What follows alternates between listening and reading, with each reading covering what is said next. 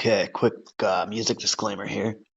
I do not own the rights to this music, which belongs to the rightful owner, who is the intoxicating mind of Dr. Frankenstein. So he made my intro and my outro, and I hope you guys enjoy. Check them out on Spotify and YouTube, and no copyright infringement is intended. Have a good day.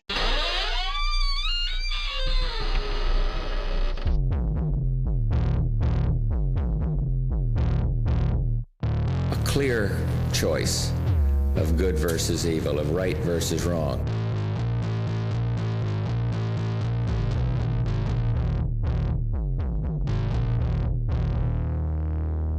Twisted Tales. I'm Sam Rossi. And I'm AJ Carey. Join us every Wednesday as we summarize and discuss true crime on Killing 15 Minutes. That's right, 15 minutes or less on some sick puppies, serial killers, and criminals. Every Wednesday. I write it, AJ reads it. Available on all major audio platforms. And please follow us on all major social media outlets as well. Due to some violent content, parental discretion is advised. Alright, welcome back to Twisted Tales, folks. So tonight's tale, we're going to finish off part 2 of Ken McElroy. So, little recap here. Buddy's just this big fucking bully guy in town. Cops can't stop him, anything like that. So, all the residents in town are just hoping that he gets a fucking conviction. He'll go to jail and they can have some peace and quiet in the town for once. Because this guy just runs the whole town, waves guns at everybody, cops can't stop him. So yeah, he's just a bit of a prick. So I believe we left off with him meeting another girl. Her name was Sally. So we'll fire off on that. It was taking its toll on her. Because Ken was just coming and going. He was a dick to her when he was home. He only used her for sex.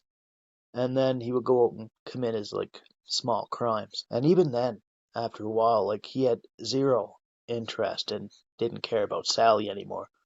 All he wanted was a couple kids that he wasn't going to look after or whatnot, right? Now, her father had passed away, and by this time, it actually left her up there with no close family, so it was just Ken that she had. And Ken was just up in St. Joe, fucking underage girls and being a creep, and he was doing this a lot more than he was home. So she took the kids and ended up fucking off back to Maryland. She got a place, she started over, and she got a job there. But a little bit of time went by and she started having trouble keeping a job. But after this, those kids were looked after through thick and thin. She worked long hours to provide and maintain a life for herself and the kids. But like I said, she was in between jobs and stuff, but she ended up getting a full-time job here. So one night after work, a girlfriend of Sally's had wanted her to hit up this little party, go get drunk. But, of course, Sally had no sitter for the kids. Now her friend got to talking, so they lined that up, and then they got some high school chick to come watch the kids. Now that high school chick ended up bringing her friends over. They all got wasted. They were throwing bottles off the apartment building roof, and police ended up being called because they were being really fucking rowdy. So the cops came. They found no responsible adult at the premises, and they ended up taking the children with them. Now, upon finding out what happened, she went to go see her kids, she went down to the station, and unfortunately, she didn't get her kids back. Now, the county ended up filing dependency and neglect charges against the mother, and the kids had ended up going into foster care. So, this woman literally left this abusive guy, started over, and one night fucked it all up. Pretty crazy, eh, Steph? It's sad, she was trying, and just like that, her kids are gone. She must have been devastated. Oh yeah, definitely took its toll, right? Foster care is a temporary living arrangement for children who are unable to live with their parents. It's a court-monitored service that aims to keep children safe, healthy, and permanently placed in a stable family. Children in foster care are placed with licensed caregivers who are not related to them biologically. So children may enter foster care if they have experienced or are at risk of abuse, neglect, or other harm. Child welfare agencies intervene when a child's need for care becomes apparent. So she had no money, no family, and there wasn't much she could do. The kids went to live on a farm at the foster home. Ken Jr. was 3, Lisa was 2, and Jeffrey was just a baby. He also had a hernia. They figured they could find a family that wasn't so rural and they would be near a hospital. Sally still had visiting rights, so she could go see them.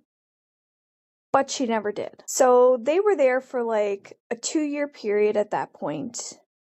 And Ken didn't give a fuck either. He didn't stop over.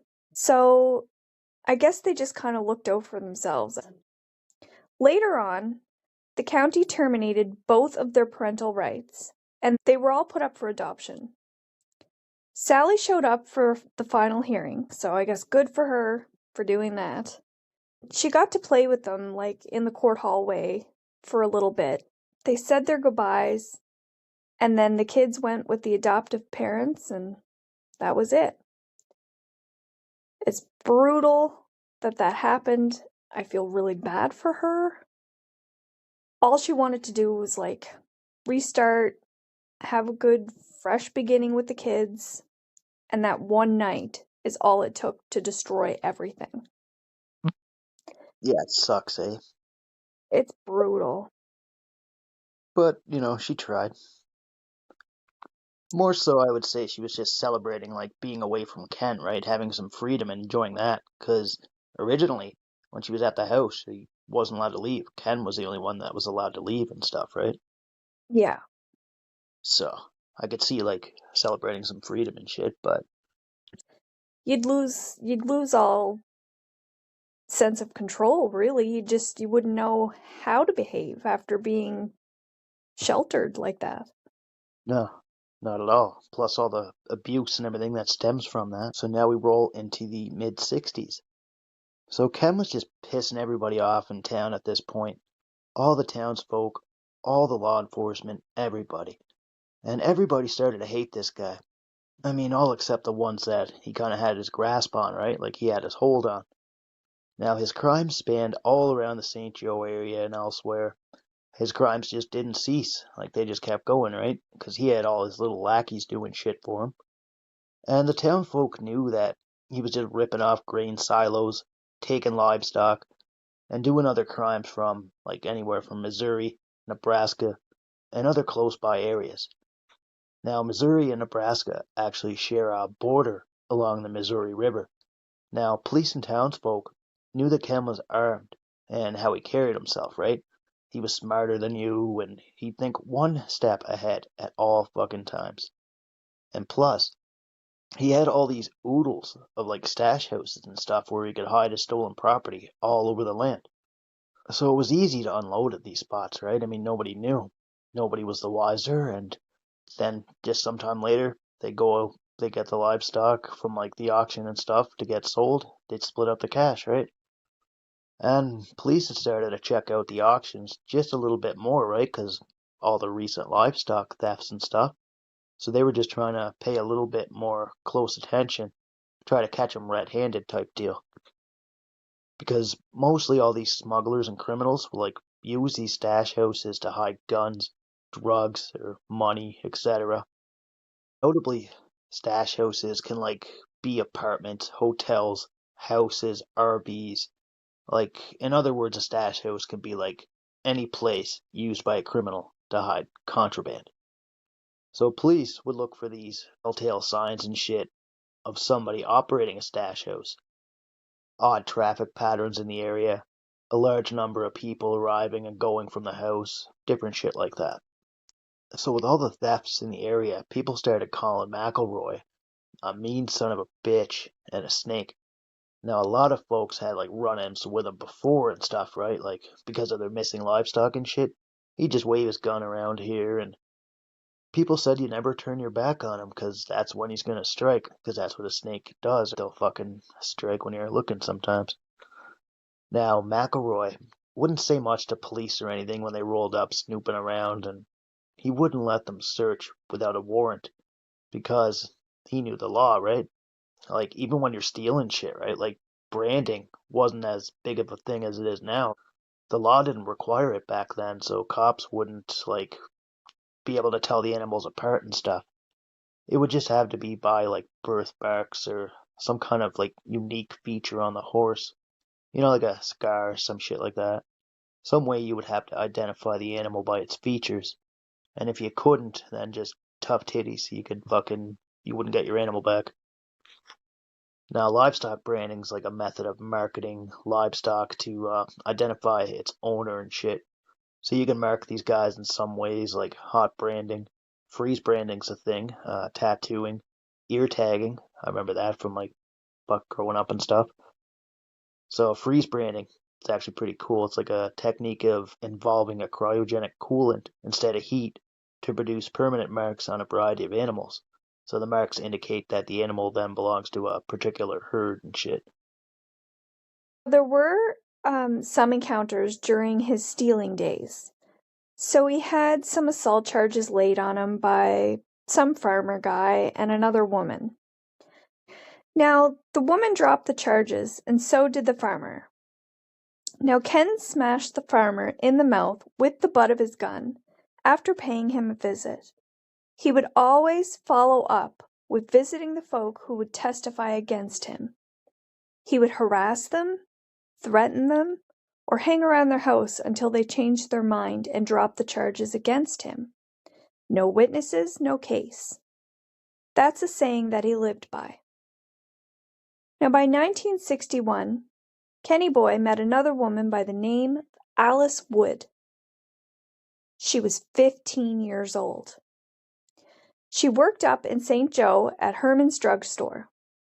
They interacted, and she grew fond of him, just like all the others. Ken would blow money on whatever he wanted to, and he also did whatever he wanted to. So she found this intriguing, and it drew her into his web of bullshit. Now, she was a bit naive when it came to boys. This was mostly due to her age, but she really, really liked Ken. And in 1964, Ken dipped out on Sharon and the other 4 kids at the farm in Skidmore, and he moved in with Alice up in St. Joe. She was quite taken with him. Now, at first, that's how it was. This was very short-lived. Ken was never there, he never told her where he was going, and he came home in the early morning hours, although he was free to go out. She was not. Not a big shocker, because this is how he was. He liked to control the people around him. She had to be waiting at home for him. She had to keep the house clean, make the dinners, make the suppers, satisfy all his needs. You know, the joys of being a battered housewife. When he would drink, it was mainly at the house, and he would go hard. He would start snapping on Alice for the tiniest thing, whether it be a look or another guy saying hi to her if they were out. He would get drunk and backhand her because of this. He would grab her by the hair, drag her around the house, and then he would beat her senseless when she complained about him being gone all the time or about his other girlfriends. Now, the beatings got so bad that she was actually scared to go into public because she would have black eyes and bruises, and her face would be extremely swollen. So nothing changed over the years. He beat her silly again and again. And at one point, he came home and caught her packing boxes of clothes to put away. He thought she was going to leave, and he knocked her around so bad that he actually ripped a fistful of hair out of her head just from pulling her around. So eventually, he just started beating her up every time he stood on something. He would just clobber her. Even if she tried to talk to him, he saw that as taking someone's side and would just kick the shit out of her more. So eventually, she just stopped speaking to him, and then he wouldn't snap on her so much. And it was around this point that Alice began to learn that women were just fucking Ken's possessions, right? So they moved around here for a little bit and they went over to Rosendale and they went on to have a stillborn child in 1964. And then they gave birth to another child sometime after. Now, objectifying a woman is the act of treating her as an object or commodity, rather than a person with her own thoughts and feelings and dignity, all that shit. Now, some guys will treat their woman as a tool, or they'll try to control, like, most of the situation. Like, they're not allowed to go and hang out with people, or they're allowed to only speak when they're spoken to, sometimes not at all, right? It's part of, like, dehumanization. Treating the person as though they can be owned or bought, right? And all this sexual objectification that was going on, like, this can also actually go along with this. This can be part of it because this is the act of treating a person solely as an object of sexual desire and nothing more. Now, this gave Sharon, who was left staying at the farm, like some time to gather up the kids and all this, leave Ken, and fuck off to her mother's. So Ken would meet up with this guy named Fred. So they met up in Belford, Iowa. Now he'd treat Fred like quite well. Fred had a job a few hundred miles away, so Ken would give him money to buy like a car and gas to put in it and shit like that. And they became notoriously known for their thefts, mostly in Donovan County. The police did have some questions for old Kenny Boy here because there was a robbery here where a guy was shot and a man had pellets removed from his ass at a hospital not far from St. Joe's. Now, the police had visited him in the hospital here because the pellets in his ass had matched the ones fired from a security guard's shotgun at the time of this attempted break-in and whatnot. Now, McElroy denied anything to do with this, of course. You know, he's like, I wasn't there, all this shit. And McElroy was brought in for questioning like numerous times, right? Police filed indictment charges on McElroy. And, you know, there's other charges here like burglary and theft and shit. The warrants were never executed, though, and everything was dropped and nothing was fucking prosecuted. So all this guy was like doing was going out and committing crimes and fucking getting away with it, right? So he had this hotshot lawyer and shit, so I mean, anything that got slapped on him was fucking gone in a day or two, usually. Cops would see one of the many vehicles that Ken owned cruising around at top speeds, but he'd pretty much be gone by the time that the cops turned around. Ken knew the roads like the back of his hand. He would escape quite easily. He had 4 different vehicles that he would use for his crimes. And like we mentioned earlier, he would just switch it up. So, at another time, he was actually pulled over with some hogs in the back of his green pickup truck. The officer lit up the cherries and pulled him over. Ken just looked at him and said, "God damn it. You're just like everyone else around here. You think I steal hogs for a living?" Then Ken reached behind him in the truck and pulled his shotgun on the officer. It was pointed directly at his face. And yeah, by that time, the officer just let him go, but he warned him next time that he'd be ready. Now, after this incident, the officer started keeping tabs on McElroy. What vehicles he drove, what guys he hung out with. He wrote down all the women who had ties with him, shit like that.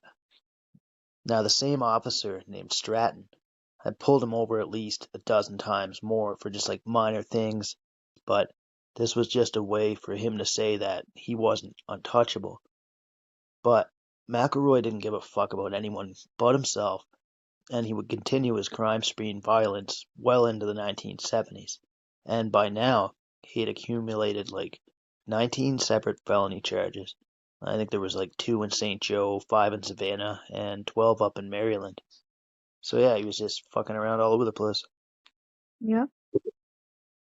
Yeah, it was just fucking terrible, I guess. He's pretty wild. And by now, Alice actually moved back to the farmhouse at Skidmore. And Ken was just barely around. And when he was, all he did was just beat the shit out of her and fucking be sexually active with her, right? And even when he was gone, he was just fucking all these young girls in the area and stuff, just being really gross. A few married women actually fucked him there when he was rolling around too. Now, his mother, Mabel, had tried to talk to him at this point, too, like, 'cause she's seen the abuse towards Alice, but I mean, nothing worked. He only get pissed off that his mom was talking about the whole ordeal and fucking slap the fucking girl around, right? Again, he didn't care, right? Just 'cause his mom was talking to him about shit. And he's like, well, I don't want to hear it. I'm going to beat her up again. And that's what he did.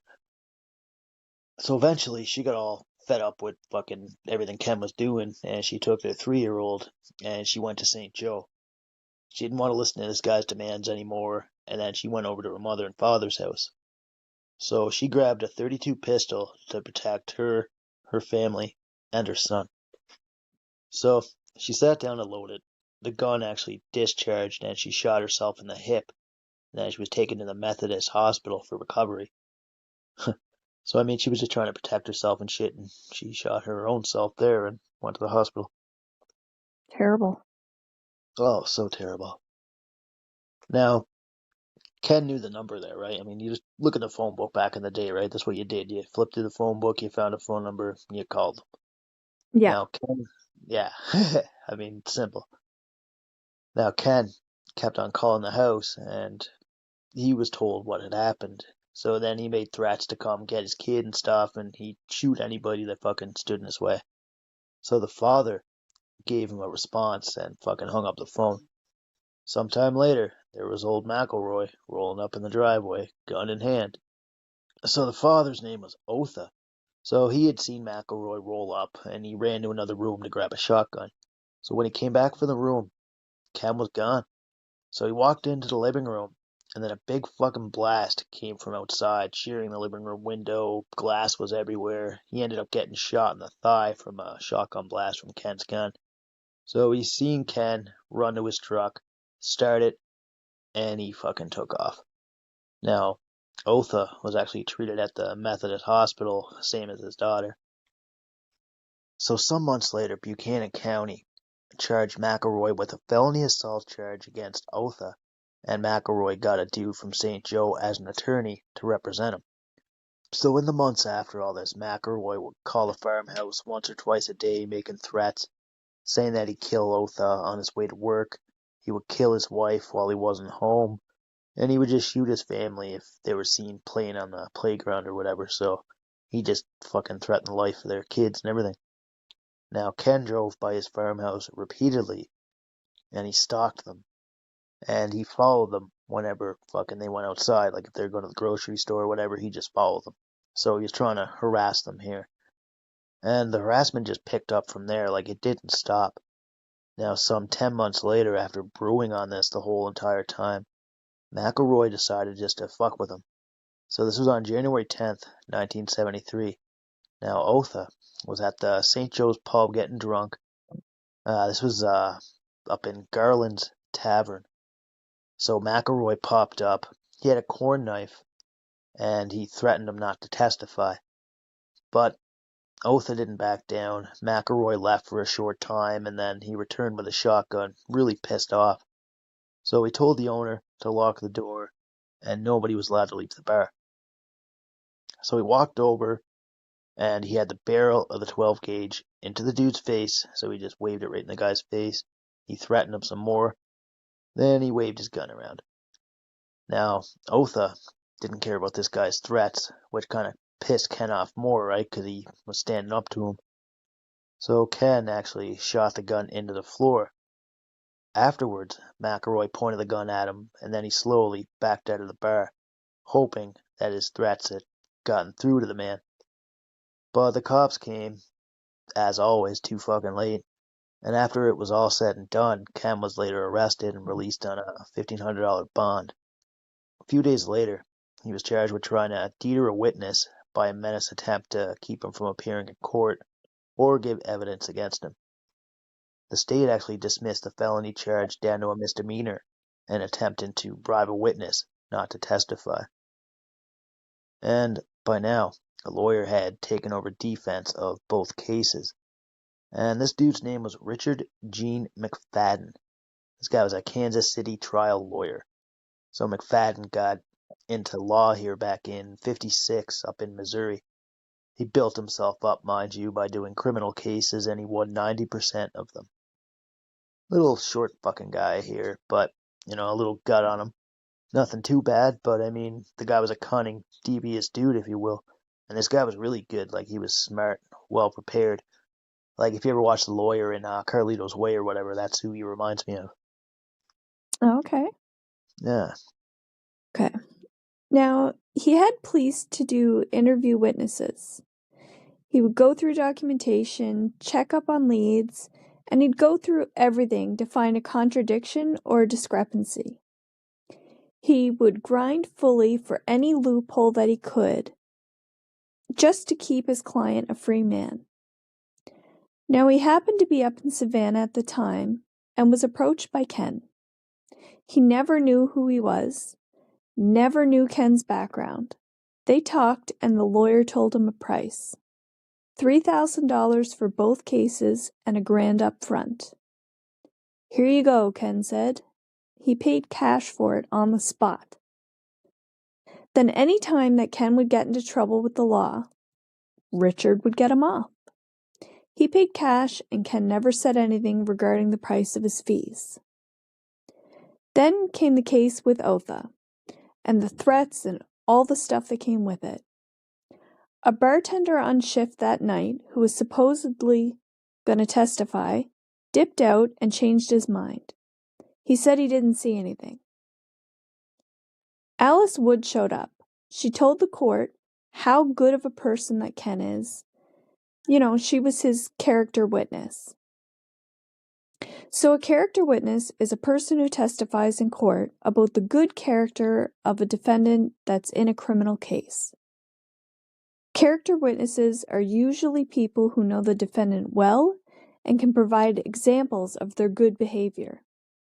Their testimony can help a jury or judge form a favorable impression of the defendant, which could affect the outcome of the trial.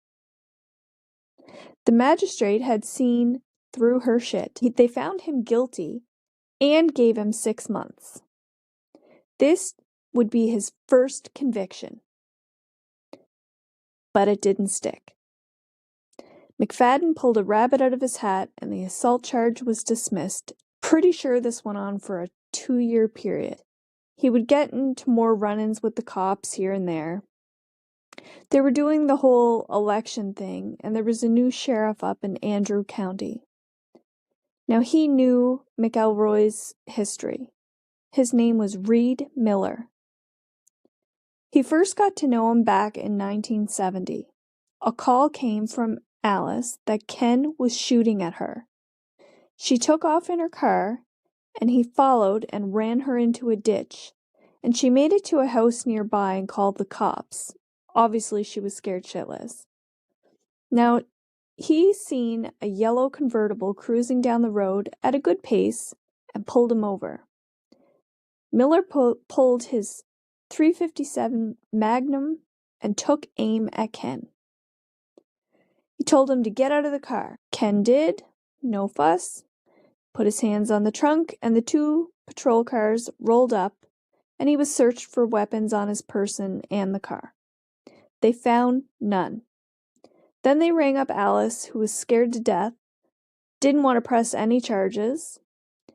She said he'd kill me if I did. I just want to get out of here. So they agreed that the Savannah City Marshal would escort her to the Buchanan County line.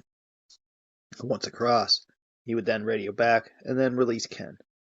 Now the sheriffs released him after a few choice words and lovely threats. He got into his Cadillac, and then he drove off. And this other dude ended up becoming sheriff of Andrew County. Now by this time, hog thefts were just happening every night now. People were just missing livestock. And when originally, it was just never a problem. It ended up getting so bad that farmers were losing 5 hogs here, 6 hogs there. It was just out of control. And the townsfolk had actually rolled up to the sheriff's house to get some answers here. And obviously, this guy didn't have them.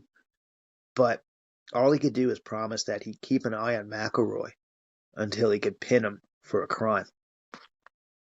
So he went out every fucking night around 10 p.m. just to bomb around the back roads, And he'd do this until 5 or 6 a.m. just to see if he noticed any crimes being committed or anything like that, but he never did find anything relating to McElroy. The farmers ended up raising more shit here. A lot of more complaints were starting to roll in, right? And no matter what efforts that the sheriff had put forth into finding the perpetrator, people were just ripping him a new asshole, right? Because he'd go to each person's house after a theft and still get no fucking further. He would talk to them about like what happened and whatnot. Did you see anything? And nobody would see anything. It just seemed that Ken had covered his tracks pretty well, to say the least. So the months passed, and it was accumulated that farmers had lost a total of $100,000 in pigs and cattle combined. Then the thefts got worse. They were stealing valuables here. They were stealing money from farmhouses, stealing livestock. It just got to the point where farmers were just staying up all night with guns, waiting for robbers. So one day, the cops had seen Alice and another woman whom McElroy was dating, driving with a bunch of furniture and stuff. So, obviously cops like, what the fuck? So they pulled them over. So they were going to trace the stuff back to like all the burglaries and stuff, right? But the cops were unable to do so. So they questioned the women here. They weren't really dirty in their tactics or anything there. They were going about by the law, how they questioned them and everything, right?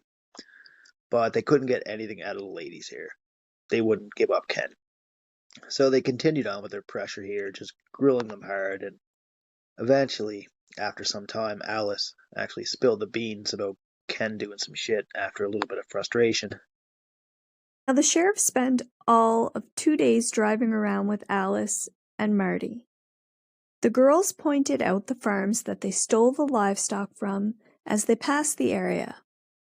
The two cops would buy them breakfast and lunch throughout all this, building trust with the two women. At one farmhouse they hit prior, they got out and showed the cops exactly how they stole them, loaded them up, and pointed out the tire tracks still in the mud.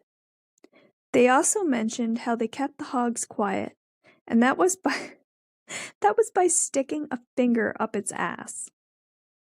They showed them more farms and where they served as lookouts from over a hill area, and they would shine flashlights to signal Ken if a vehicle was coming.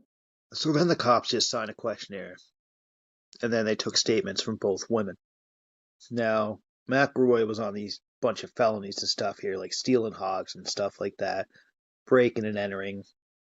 And police even checked out like the auctions and stuff. They ended up getting receipts with signatures of the girls' names that they used to sell the hogs, right? So like they would steal hogs, sell them back, and then sign their own fucking names. So yeah, eventually shit was gonna get caught with that, right?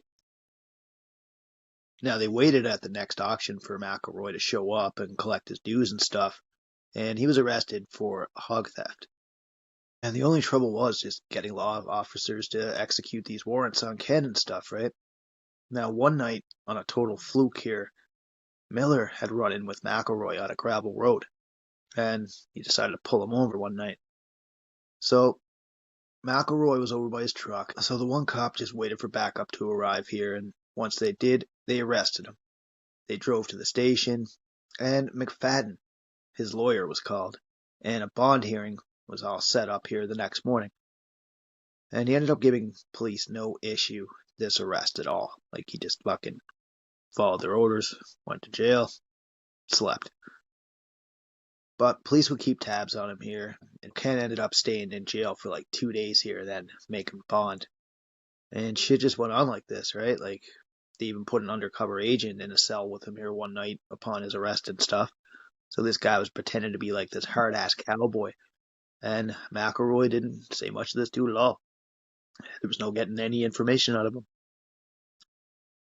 So all the police had was these two girls here. That was it, Alice and Marty. And they'd be granted immunity for their help down the road, if they ever got to testify against McElroy or whatever. Now, even the townsfolk were all terrified of Ken, so going before a judge and testifying just seemed to be a lost cause. But McFadden did his work. He had to get Ken out of trouble with the law and get him out of the burglary and theft charges. He took their depositions a year after the charges were filed, with both women recanting their earlier statements against Ken. They said the police coerced them and threatened them and all that kind of stuff. And that none of what they said was true at all, because they were mad at Ken at the time and they wanted to get even with him. Earlier statements back that up too, and the cases were dismissed. People felt time was wasted, and Ken got to go on and do his thing free as a bird yet again. But with this, the hog wrestling did calm down. Now his dad died in 1970, and the loss of his dad had hit his mother Mabel like a ton of bricks, and she moved down the road. It was here where she would talk with Alice a lot. She wasn't stupid. She'd seen the marks and the bruises on her and what he did, and she did what she could to make it easy on Alice at home. She never judged her son or shunned him.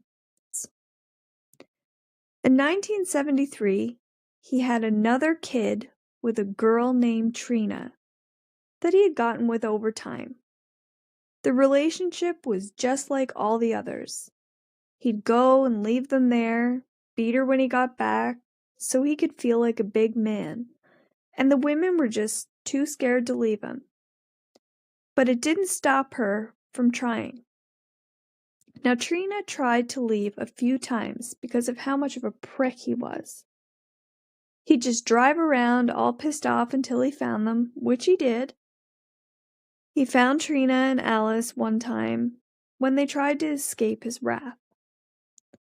She was pissed off with him after a time he had cold clocked her with the butt of a shotgun after a disagreement that they had. He hit her on the nose and broke both of her cheekbones and her brow. Jesus. Yeah. She actually drove herself to the hospital up in Fairfax. Her face was all swollen and sore, obviously, from where the metal of the shotgun smashed her in the face. This beating actually left her with permanent headaches for the rest of her life. Shit. Yeah. Just getting smashed in the face and having permanent fucking... Yeah, I couldn't imagine. And it goes along with, like, fucking permanent trauma she'd have, too. Like, he's terrible. Now, after Ken went to Trina's parents, after grabbing some gasoline at the station, he went and poured the gasoline around. The dog barked, and the asshole shot it. Ooh. Yeah. He actually set the house on fire, destroying it completely, leaving them to move from Nottoway County up to Ravenwood, Missouri. Now, Ken had fucked with Trina so bad, she actually ended up in a mental hospital not long after moving. He ended up raping her pretty badly, and the doctor called the cops after using tranquilizers to calm her down. She had spent 3 weeks at the mental hospital there, and her kid was placed in a foster home.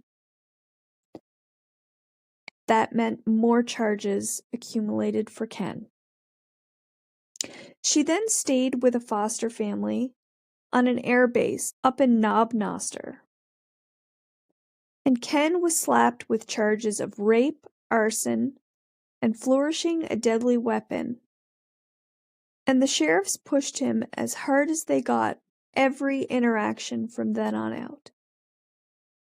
So he now faced a possible death sentence due to the rape charge placed against him. But he had a good lawyer, so he didn't worry very much. He'd find something and he'd be set loose into society once again. Crazy Now, shit. Huh? yeah. Like, I just don't understand how this guy just repeatedly gets off with everything.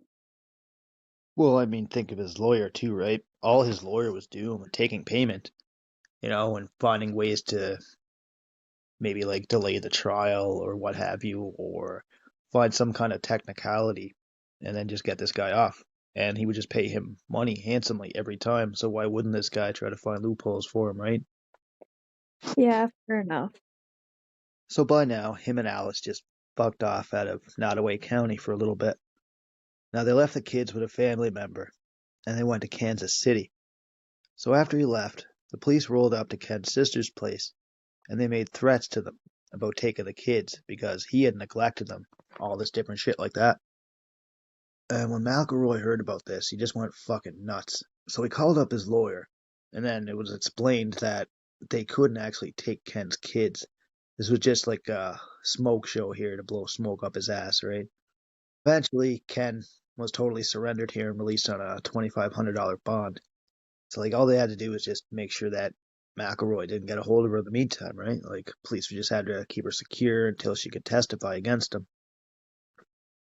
So McElroy tossed up a $2,000 bounty out on her, and he would give it to the first person who would give him her whereabouts. So he went nuts looking for her. He'd drive around days at a time, borrowing friends' cars along the way to keep the heat off if he was followed and shit. Now Trina was safe, and speaking to a juvenile officer who sat in awe when she described what Ken had did to her sexually. You know, taking her whenever he wanted, anywhere, oral, anal, very violent sex. And he once told her that he was going to buy a ring of sausage so he could figure out how much she could take up the vagina. And she mentioned all this to her parents here, and even they were too terrified to do anything because he also fucked with them once or twice too, right? So there was nothing anybody could fucking do. Now, Trina was moved around from foster home to foster home here around Maryville for like court appearances and stuff. She actually changed her kid's name during all this too, from Jerome to Jeffy, and actually was up in Maryland. Now, she was about 3 weeks there before McElroy actually found out where she was, and then he rolled up in a large white Oldsmobile, sat in front, and he just watched the house here. Like, he never moved from like a period of like 4 hours. He just sat there looking at the house. And Trina was just freaking out by this time, right? Like crying and holding her kid. The police had eventually showed up. They talked to Ken, and then a few moments later, like, and this guy wasn't trespassing or anything. Like, he wasn't doing anything illegal, so the cops couldn't really hold him, right? Now, after this, McElroy started calling the house. He was harassing them, same as he did with all the others. You know, making threats about killing her and kidnapping the foster family's kids and shit, and he was going to trade them back for his bride. Now, he would start driving around the house here more frequently, and the couple ended up locking their doors and their windows up tight. Now, November 1973, the court held a preliminary hearing on the charges of rape, arson, and flourishing a weapon. So the police ended up slapping on some more charges here about sex with minors, and all his cases, like, they started happening here. There was others that were transferred to other counties, and he now had a shitload of court stuff coming at him, right? So these were all split up between like Gentry County and Platte County, and at least like 3 different trial dates were set for all these. You know, there was some set for like arson and stuff. Like that was October 24th, 1974. There was a molestation charge that was set for November 25th, 1974. And all the shit was just going against Ken. But I mean, like, Trina just kept on living with the foster family. Her grandparents also set something up for her to live with them, but she actually shut that offer down. She ended up staying at the foster home. And then a little later, guess what she did, Steph? Oh gosh, I'm scared to know. She called Did McElroy to come get her, and then he ended up coming to get her, and they went back, went to the lawyer. McFadden and them talked about the cases, and then McElroy asked the question, what if I marry Trina? And then the lawyer said, like, well, then she couldn't testify against you, and we'd have no case, right? So that's what they fucking did. He had to actually divorce his second wife, Sharon, to actually do this shit. This was Richmond, Missouri. So they went up there. He was now divorced, and he could do his fucking old perverted thing now.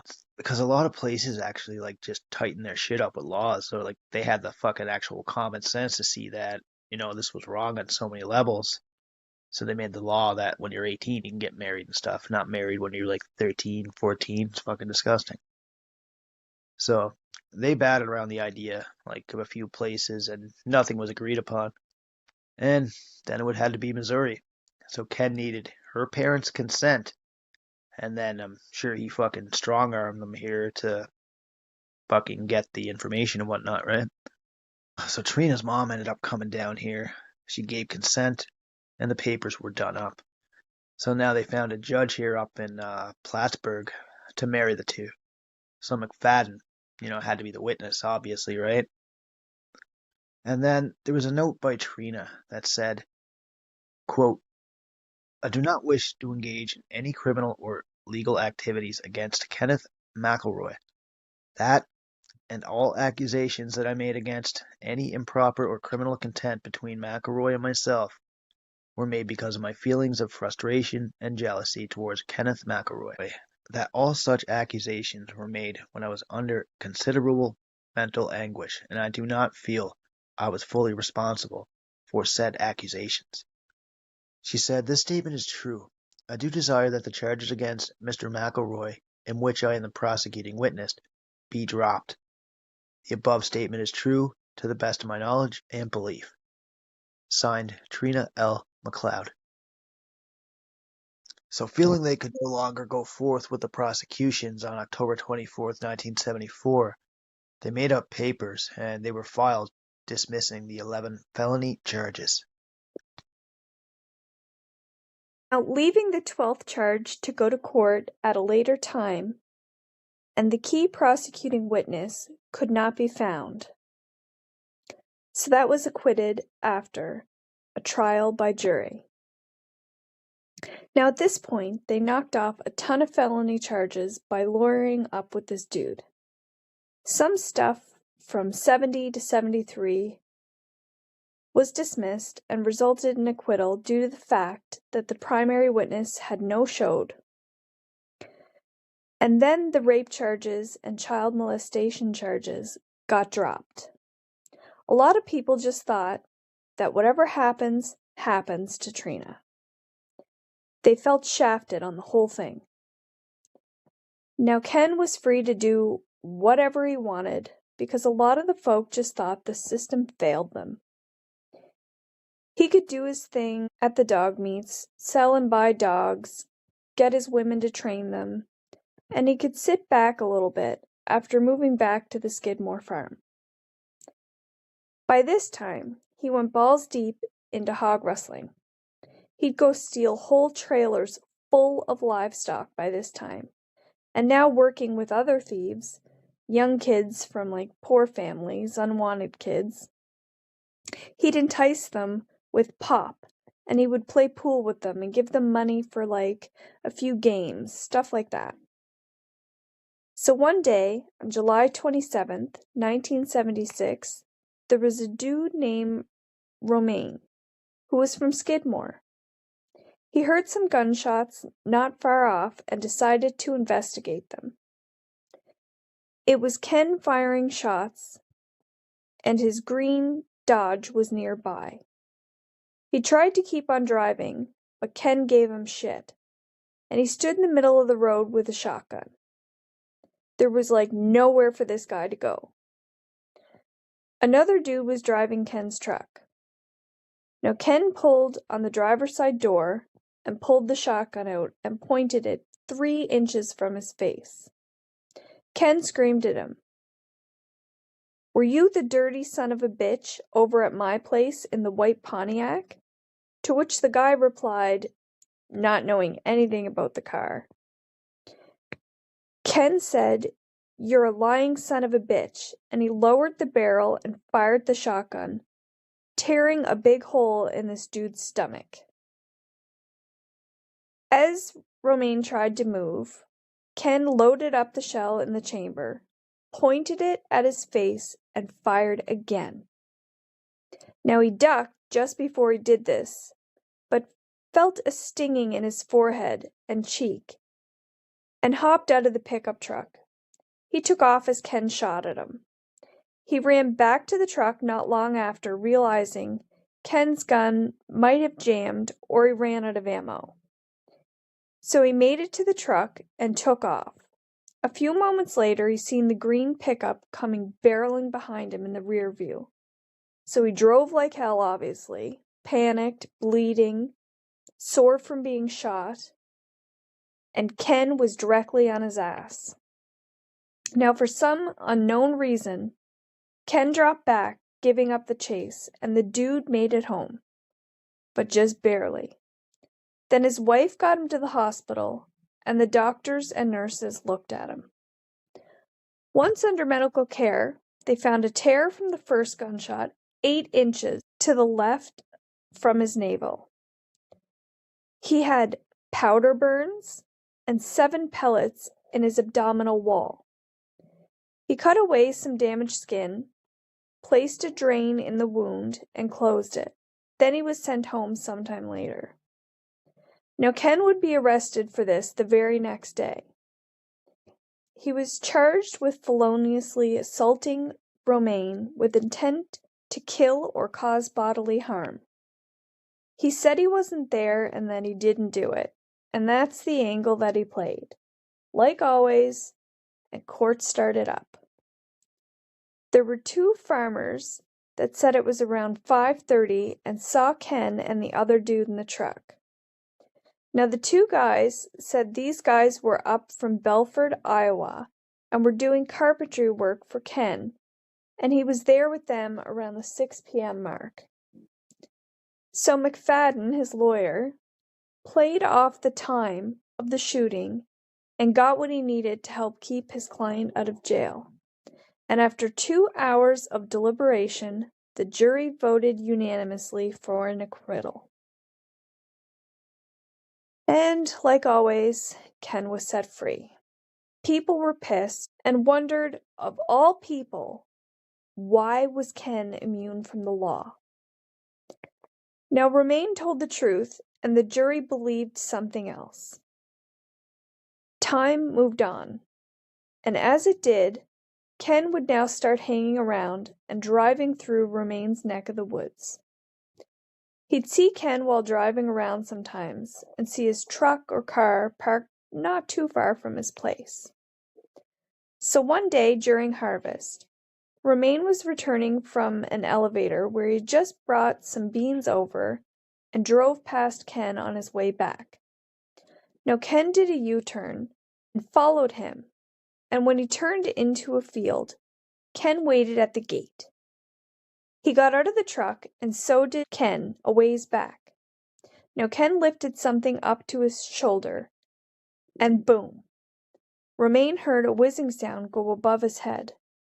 He then jumped in his combine, fired up, and drove it down a row of beans and took off.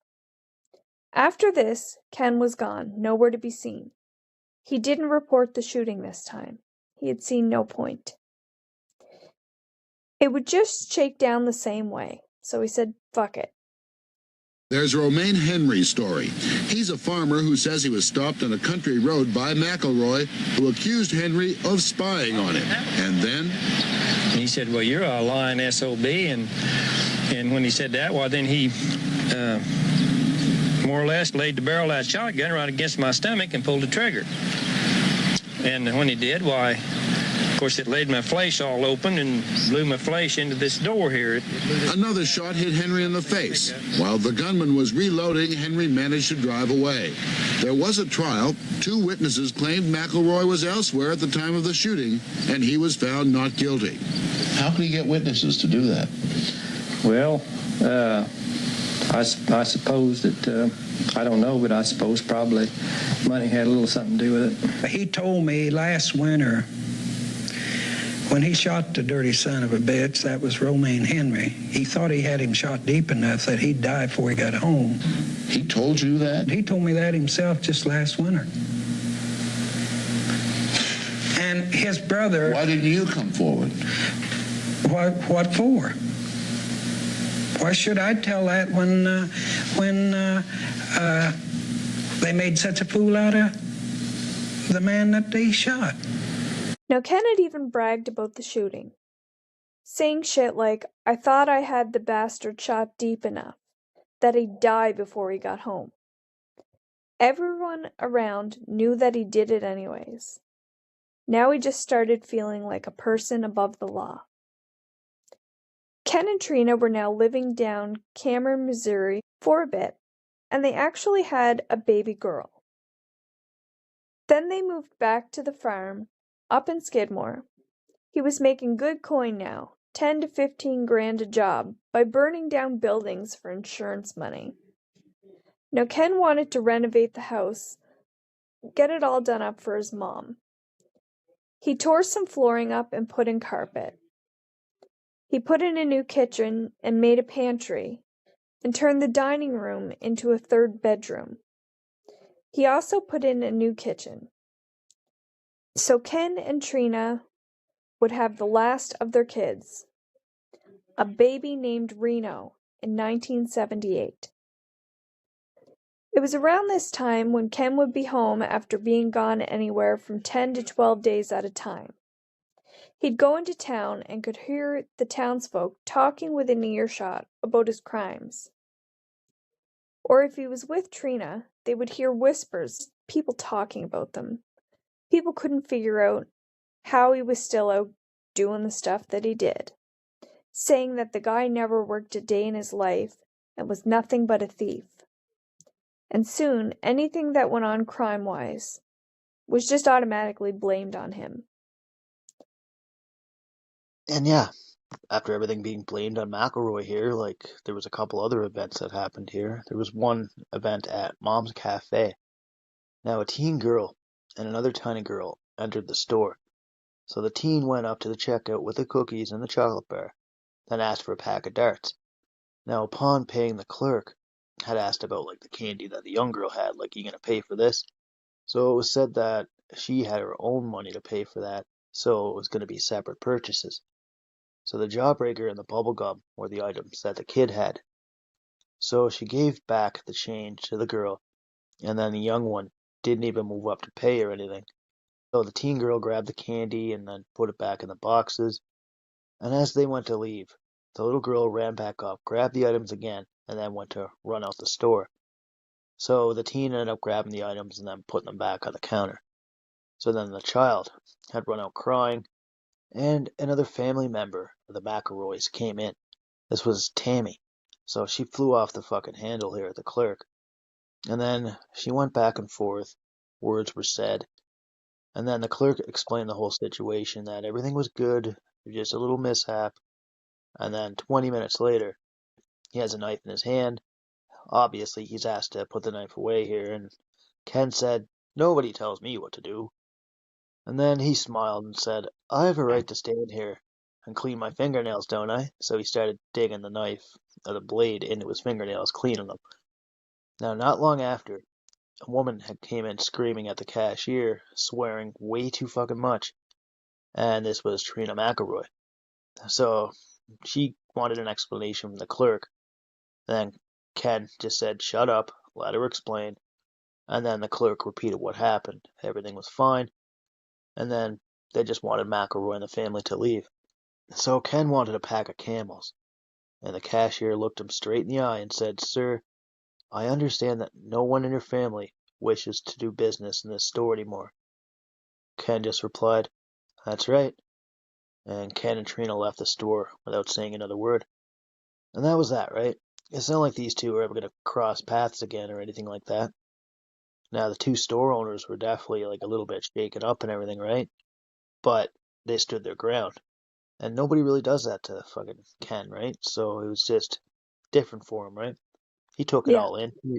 He left and everything. He was fucking good about it. But McElroy would tell different versions of what happened at that encounter around town. And 4 days later, he ended up just fucking with the couple here. He was parking down from their home now. He was driving slowly by their house, just following, taunting the older couple and everything, right? Threatening the old man every so often. Saying that he needed to be taught a lesson. Little comments like that when he was around. So he'd follow their vehicle here when they would leave the house, and he would slowly drive by their daughter's car and everything when she stopped in to visit and stuff. So like he'd block her in and stuff, and now he was just fucking with her. And he'd do this every so often, and then just sometimes he'd just stop altogether, and then he'd fuck off to another county or place and do his crimes. You know, and assuming other places here, like, he would just go to make his money and do his crimes. So he would take little breaks and then come back and then just do this whole thing and intimidate witnesses full tilt. So then about a month later, the store owners, these are the Bowen camps, they were out in their yard doing a few chores at their house. So they could see McElroy's green Dodge driving around. It would stop a few feet away from them.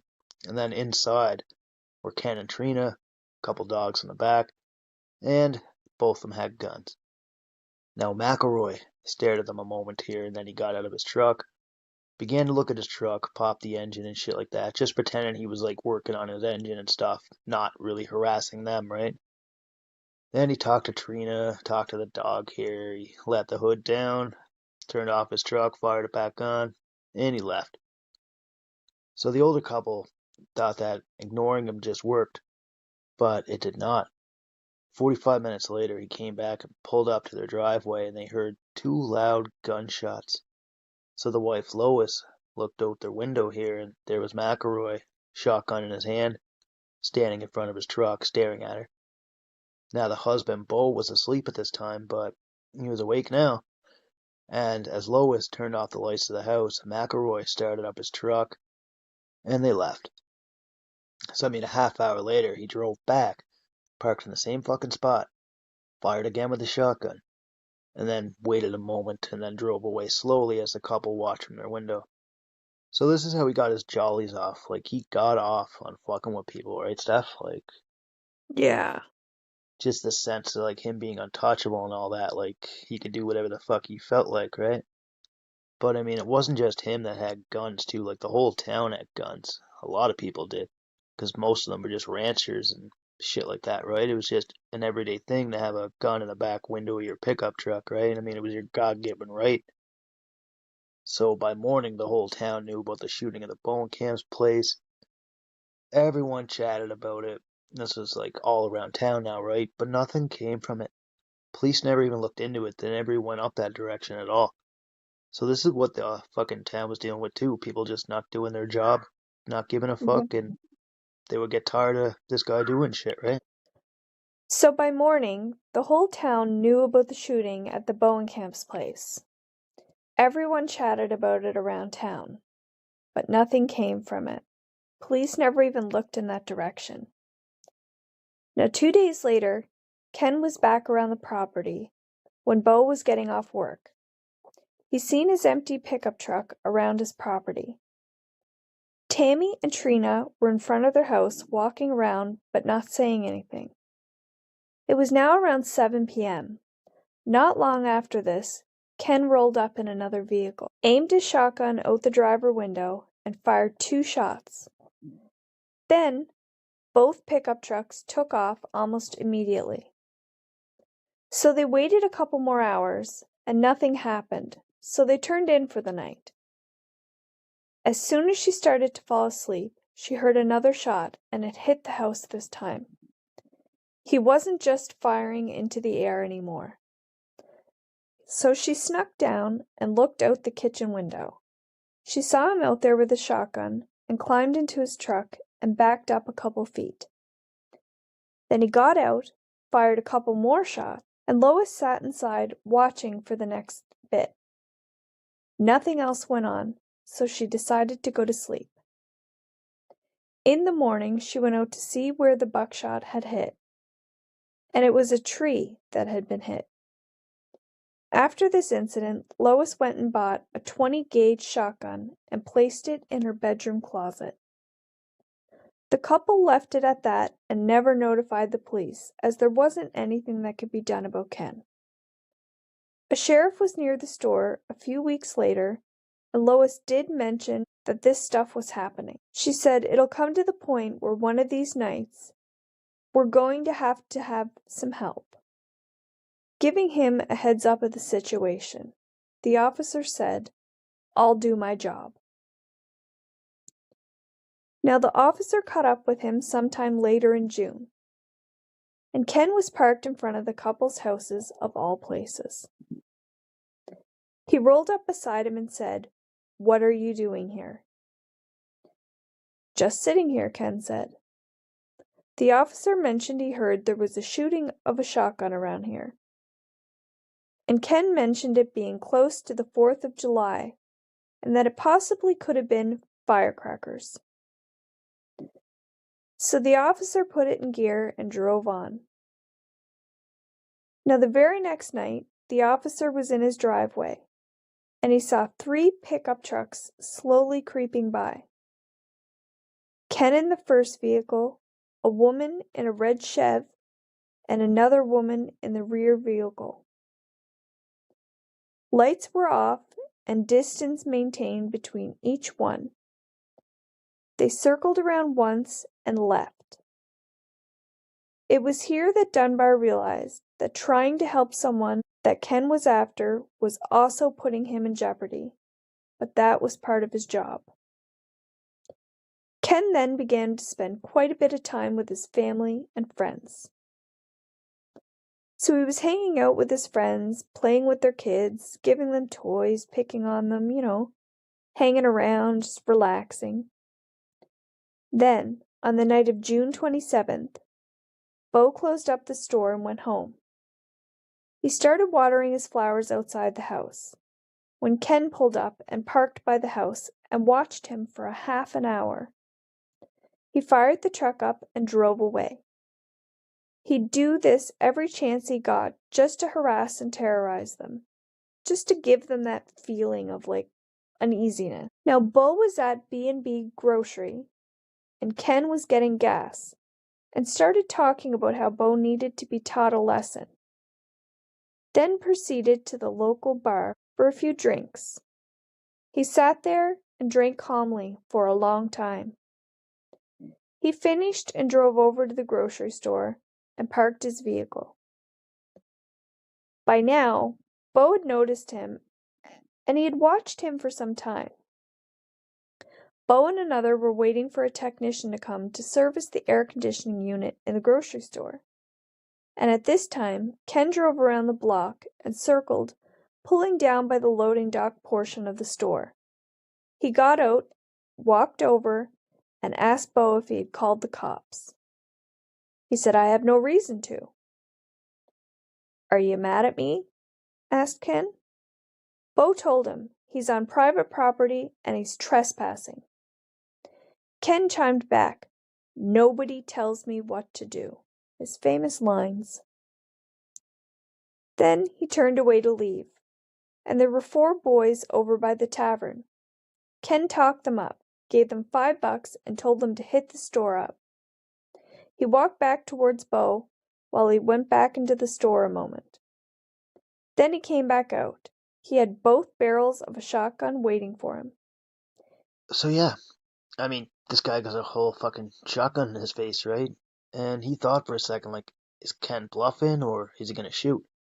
And as he thought this, he dove to the right.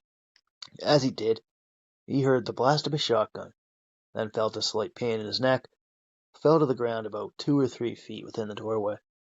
He wasn't moving at all, but he mouthed the words, "Get help."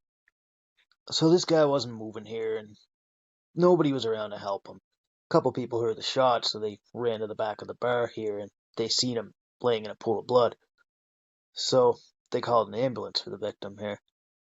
So the boys had went and found Marshal Dunbar in their travels. So they hopped in his patrol car, and then they drove on over. So he drew his weapon, he walked into the doorway of the grocery store and found nobody there. So he radioed for assistance from Maryville. Now the 2 boys ended up finding Bo laying in a pool of blood here, so they tried to keep him calm. And then Dunbar came around the corner to the back of the store here. And then Bo tried to talk, but blood was just squirting out and he was gurgling on blood. Now by this time, Bo's wife had been around here, so was the electrician that was going to work on the air conditioning before he got shot. So this dude ended up staying, even though the old guy was shot. He fixed the fucking air conditioner. And Lois had called the children just to notify them of their dad being shot. And then they went to the Maryville hospital. Now, more patrols rolled up about a half hour later, and as they waited for an ambulance here, the sheriffs ended up getting some info from them, and it was that it was Ken McElroy that shot him. Now, as we wind down here, folks, I mean, this is what this guy did. Like he went around terrorizing everybody, right? Like, look at some of the shit he did here throughout this episode, man. Yeah, and I mean, imagine being that fearful. Like, the cops are just, like, not doing anything about it, right? They're like, oh, well, we don't want to deal with this, right? And then the townsfolk are just pretty much left to fend for themselves. It's just crazy. But anyway, jump back in here. There was an ambulance that came about 20 minutes later, so the doctors checked out his neck, and he had 4 wounds there. One were like 2 inches in length, 2 or 3 inches apart, and then one wound was behind the ear. The other 3 were on the left side of his neck, which was actually swollen and bleeding. A blood perfusion was done right off the hop, so this prevented him from determining the presence of gunpowder or metal in his neck, so they couldn't find anything here. X-rays were done, there was no metal in his neck. Then the wounds were cleaned up, tied off the bleeding points, they stitched him up, dressed up his neck with a bandage, and then he got a unit of blood, and then he ended up in intensive care, and he left later on that evening. So he got to spend like a whole fucking day in the hospital. And this dude was just lucky to be alive. Like, the pellets passed within half an inch from 2 major vessels. There was a jugular vein in the carotid artery, and if either were hit, this guy would have bled out and died. But he ended up getting later transferred to the Methodist Hospital up in St. Joe for 10 days before being released. So now investigators would start in on this case here. So they'd start going around taking names, talking to the boys and stuff. It was just fucking crazy that this guy could just go around fucking carrying a shotgun, doing his own thing, right? Anyway, the police ended up talking to the boys here, and McElroy gave the money to for like the pop and stuff. All they said was he gave them money. They went in the store. Then a few moments later, they heard the blast of a shotgun. Police found no weapons, no shells, no nothing in the area, and the witnesses were pretty scarce. So pictures were taken of the scene here. A sketch was drawn up. So the ceiling tiles, they had like 14 holes in a tight pattern on the tile. They dug out some of the pellets, and there was also a butcher knife with a wooden handle that was kicking around the crime scene here, so they were going to take that in for evidence here too. And before Dunbar went home that night, 2 officers had pulled him aside, and they looked at him like dead in the eye. They said, if you ever get into an encounter with Ken, be somewhere all by yourself and fucking blow him away. And these were cops that were telling this dude this, right? There was Ernest Bowenkamp. He's a man of 71 who, along with his wife Lois, operates the town grocery store. There was some bad blood between McElroy and the Bowenkamps over a piece of penny candy. One day, McElroy turned up at the loading bay behind the store where Mr. Bowenkamp was sitting, watching the world go by. Turned around while I was looking down the double-barrel shotgun.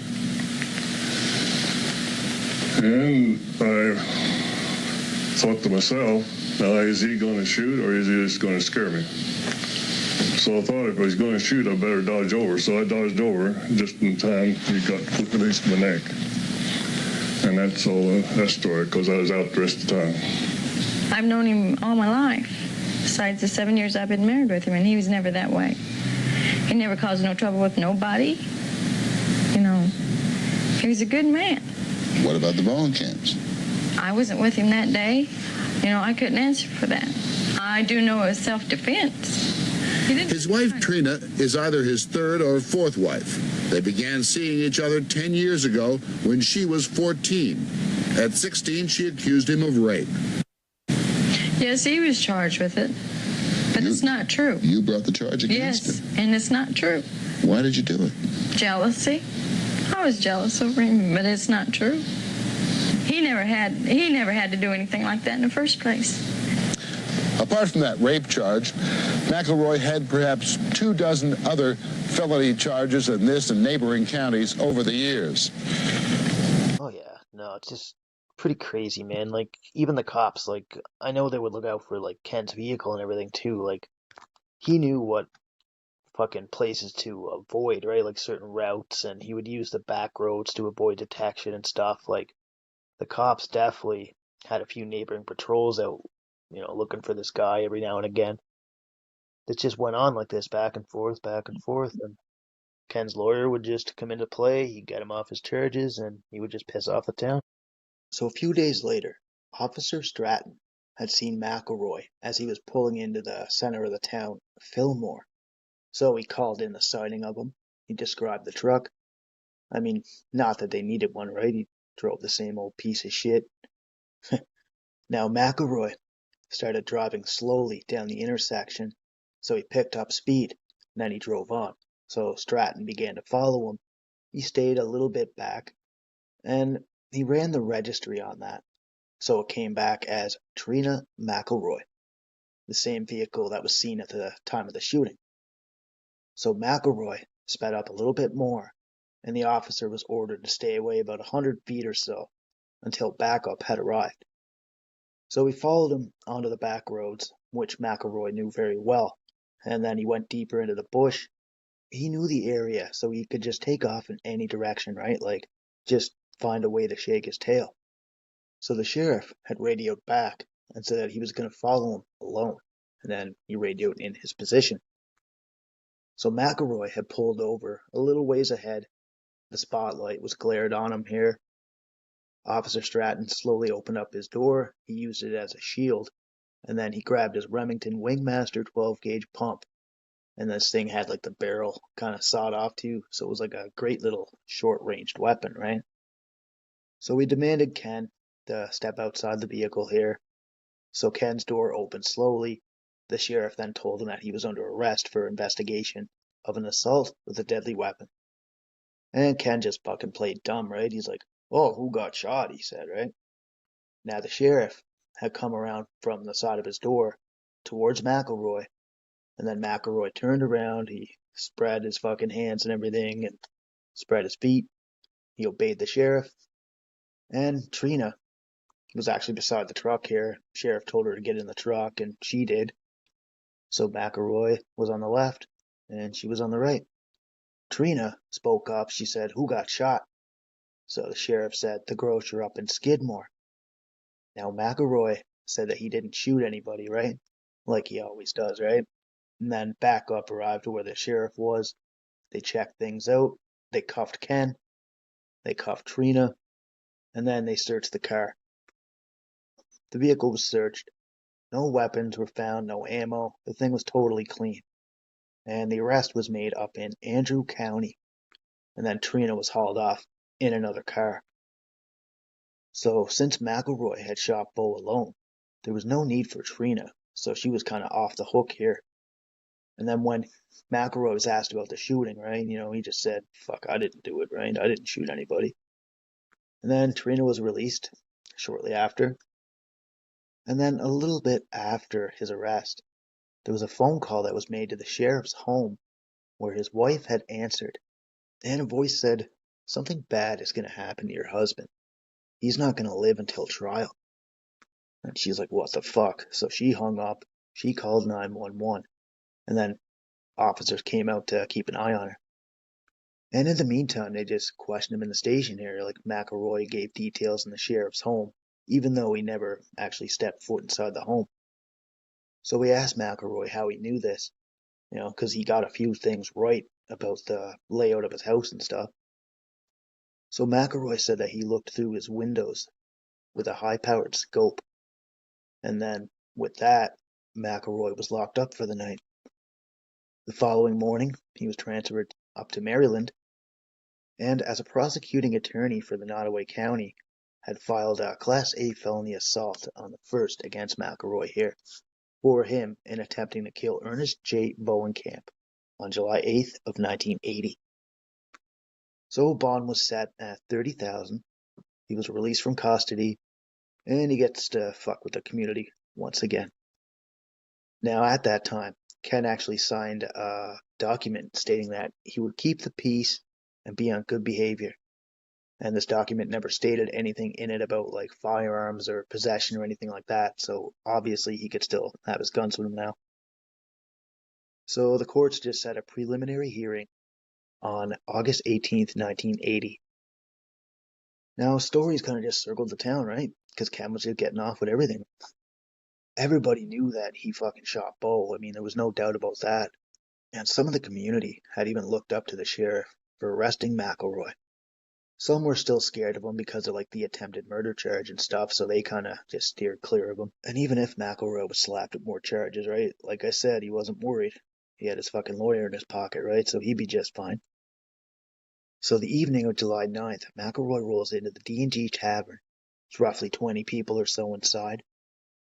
When him and Trina had walked in, the place got really quiet.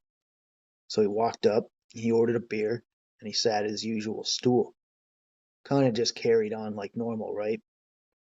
So Ken was at the bar, like really not long after being arrested for the shooting and everything, right? His lawyer just pulled some strings and fucking out he goes. Now, Missouri law provided that, with the exception of people being charged with capital crimes, every person was entitled to be released from jail on bond, regardless of the nature of their crimes or the threat that they pose to the community. Now, a lot of folk kind of thought him showing up at the bar was like a spit in the face to them, right? Courts had kept turning him loose, and there wasn't anything that could be done about it. So the more the people talked, the more fearful McElroy had become. Or so it seemed anyway, right? The Bowen camps just kind of held a shotgun pretty close, because if he was coming around, the guy was a loose fucking cannon. Who's to say he wouldn't kill him before the trial now, and then there would be zero case against him? So Bo ended up staying at his daughter's for a period of like 2 weeks, and this was up in Elmo. And he couldn't stay in town with fucking McElroy on the loose, right? So about a month later, Bo ended up going back to Skidmore. The family took a little bit of precaution, not leaving him alone or anything here. Everybody communicated, shit like that. Now, there were some in the community here that kind of sympathized with the family. Others thought that they brought it upon themselves by getting involved with this prick. And the community wasn't one to like kind of band together in the time of need. You know what I mean? But I mean, the family were just on their own with this dude, right? It was him against them and vice versa. So the family would start receiving threatening phone calls over the next little while here. They'd have threats to kill their kids, kill the couple. They were being followed here not long after these calls. And McElroy's trusty band of idiots would just circle around the house a few times. It didn't matter. McElroy was just pushing the pressure up a notch, right? He had worked on anybody that could be part of the trial, threatening anybody that came into contact with him. He even visited the 4 little boys who he had sent away the day of the shooting there. He wanted to persuade them from giving information to the police. And there was also a man named Red Smith, who McElroy kind of questioned too. Him and McElroy knew each other, nothing special, but after the shooting of Bowen Camp, Red kind of just hung back by himself and didn't really bother with him, right? Now, sometime in July, Ken and Trina had rolled into the bar scene. They sat at the bar. It was a usual spot. Red was actually gone by this time. He went to go take a piss. And then, upon his return, he noticed Ken McElroy. He came over. Ken pulled out a .38 Special. This is a gun that's very well known for its accuracy. The designers were Smith & Wesson. It was designed in the year 1898, and this was as an improvement over the .38 Long Colt. So Buddy was like, "The hell are you going to do with that, Ken?" Ken said, "Give you a memento." So he kind of backed off. McElroy twirled the chamber, ejected a shell, and slid it to him. "I just want to give you the shell of this," he said. So, Red replied, "What the hell do you mean?" "One of us ain't going to be around," McElroy said. He also noticed when Red came in, he had a bulge in his pocket. This ended up being Buddy's wallet. So he reached in to show Ken, and Ken aimed the gun at his chest, so now Buddy's sweating bullets. And McElroy told Trina to head to the truck. He said, "If you hear any shooting, shoot the guy out the door. That ain't me." And the wallet was pulled out slowly, just to show Ken, and then McElroy kind of put the gun away. They ended up playing a few games of pool. Now Red picked up the bullet and tossed that in his pocket, and that was that. McElroy was just fearful, like he knew how to fuck with people. Even like when he went into the bar and everything, like the vehicles that sat outside that place, they never moved without his say so. Like that's the kind of hold that he had on people. And after a while, McElroy would just bomb around town, do his thing, and he just continued on harassing people and making calls to the bowling camp couple. And it was just like little threats too, like if your husband testifies, several members of your family are gonna die, your husband won't live until morning, little shit like that. They also mentioned where their two daughters lived, right down to the bottom detail. Now the calls went on, back and forth, and eventually the family just ignored them for the time being. Now one morning, Sheriff Stratton was actually notified that McElroy had a machine gun, and he was actually on his way to kill him. But I mean, McElroy bluffed. He was full of shit. But McElroy kept the ball rolling. Like, he knew where Stratton's daughter worked. This was up in Maryville at a discount store called Pamita.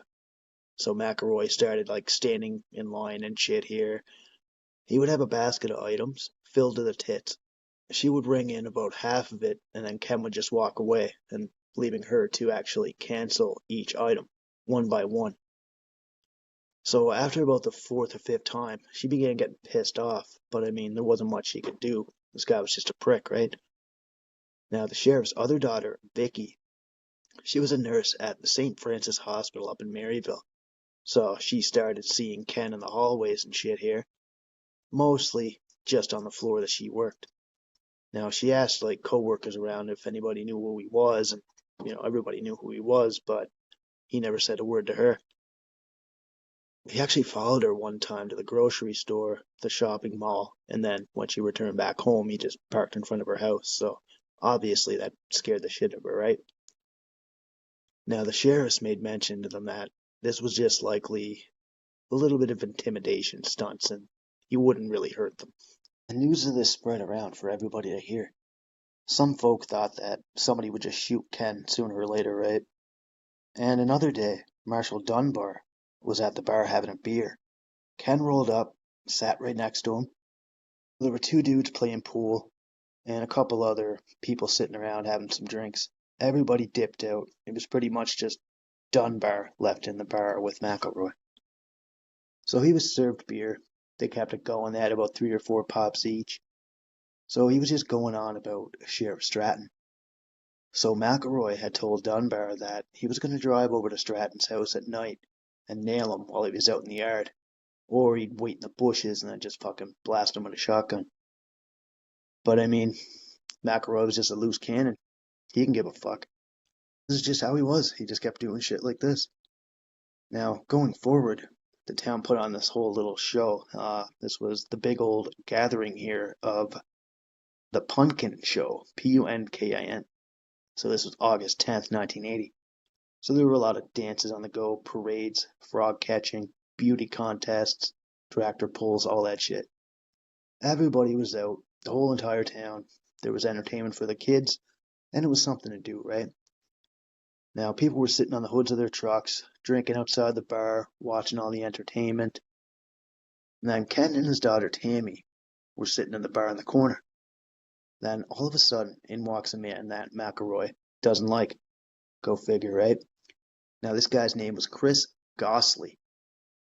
So he was looking for his buddies here. They weren't at the bar, so he's like, whatever. The only empty stool was by McElroy, so he walked over, took a seat, started shooting the shit with him. So they had a few beers. This Chris dude gets up.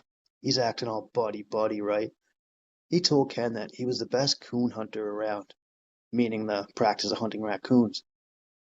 Now, mostly, this is done for like their meat and their fur and stuff like that. And this is usually done with special dogs. They're called coon hounds. These are a type of scent dogs, hunting dogs, mind you. So they're developed for hunting of raccoons. There are actually 6 different breeds of these dogs here, so a little bit of info on you. Now, coonhound puppies actually typically start hunting or training at less than 6 months of age. The dog owners or trainer will begin teaching them by following the scent of a raccoon's pelt. Now, this drunk dude had his arm around McElroy, just going on. telling him he's such a good shot and shit. And all of a sudden he blurts out, "How come you missed those two old boys?" So he meant Romaine Henry and Bowenkamp. It's not the sort of topic that you bring up around Ken, but I mean, he was drinking a few beers that night, and Ken didn't really reply to this, and Buddy went out to take a piss. Now, upon his return, he noticed that Ken and his daughter Tammy were both like whispering back and forth and shit. But, he strolled over and they continued on with the conversation, and Tammy just let the two men talk. So Ken pulled out a big wad of cash and said, "How would you like to make some of this?" So Buddy's like, "Yeah, of course, right?" So Ken said, "Let's go outside, right?" The two gentlemen and the crew, they ventured outside of Ken's vehicle. This was parked behind the bank in the grocery store area. So there were a few others that were waiting over by the area. So, I mean, obviously this guy felt that something was wrong, a little bit off maybe. Maybe Ken was leading him into a trap or something, right? And obviously it was, because Ken grabbed his fucking shotgun as soon as they got to the vehicle, and then Chris had grabbed the barrel tightly to push it away to avoid being shot. So they had a quick little scuffle. Both kind of gave up there and they started to bullshit back and forth yet again, so they were talking. Now McElroy was drunk. He just went on about, how Chris thinking he was top shit and stuff because his mom worked at the courthouse. He's like, "Oh, your mom's got a big fucking job at the courthouse. Look at you, you fucking big shot." And, they both calmed down a bit. The gun was put away. Now everything was just out of harm's way, right? So McElroy said to Chris, "Just get the fuck out the streets, right?" Trina had a shotgun pointed at him. He slowly walked back towards the tavern, and he went into the John. But eventually Chris ended up leaving the bar here, right? He's like, "Well, I don't want to stay in this bathroom forever, right?" He's like, "McElroy's starting to get a little rowdy. I'll get the fuck out of here." And he dipped out. So, as we wind down here, folks, I'll tell you a little bit about how the night ended with McElroy. So, Officer Dunbar was actually in the tavern here. He watched Ken flash his money around to Chris, seeing them go outside, and everybody else dipped out. And then, he was just keeping eyes on McElroy. So eventually they locked eyes. The two seen each other. They chatted it up about the trial, the testifying and all that shit. And Ken just straight up asked him, "Are you going to testify against me at the trial?" And Dunbar replied with, "I have to. It's my job, man." Ken said, "I'll kill anybody who tries putting me in jail for the rest of my life." Kind of reached for his gun here. Dunbar just fucking swatted it away like, "Fuck off, bye. What are you doing?" So Ken asked Dunbar to come back in, join him for a beer.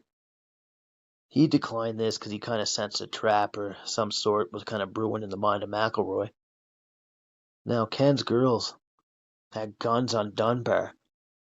Dunbar just slowly backed away, went back to his police cruiser, and he called in to dispatch and reported Ken being intoxicated and brandishing a weapon. And the only thing said back on the radio was, just don't provoke him. If we arrest him, he'll be back on the streets in about 2 hours. So just observe him and make sure he doesn't kill anybody. Dunbar sat back, took that all in like, what the fuck? So it kind of pissed him off that they're supposed to do their job properly, not half-ass it. They're supposed to arrest this guy. This guy's walking around with a gun threatening people. So this whole ordeal went nowhere.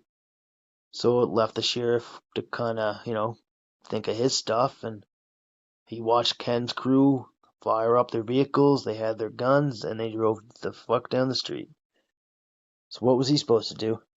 Not provoke them.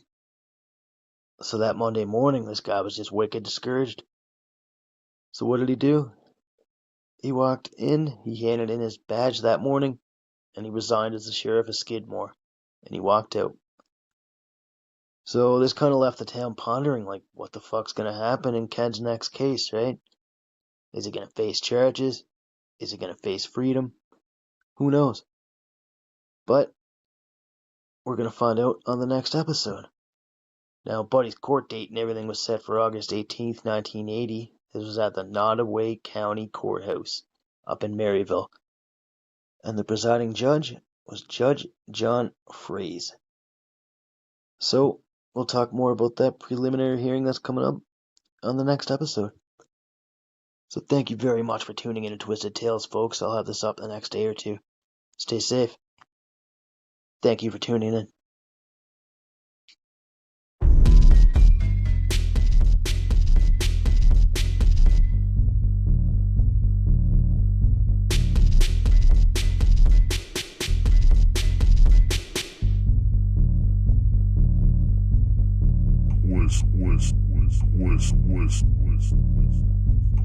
Twisted Tales.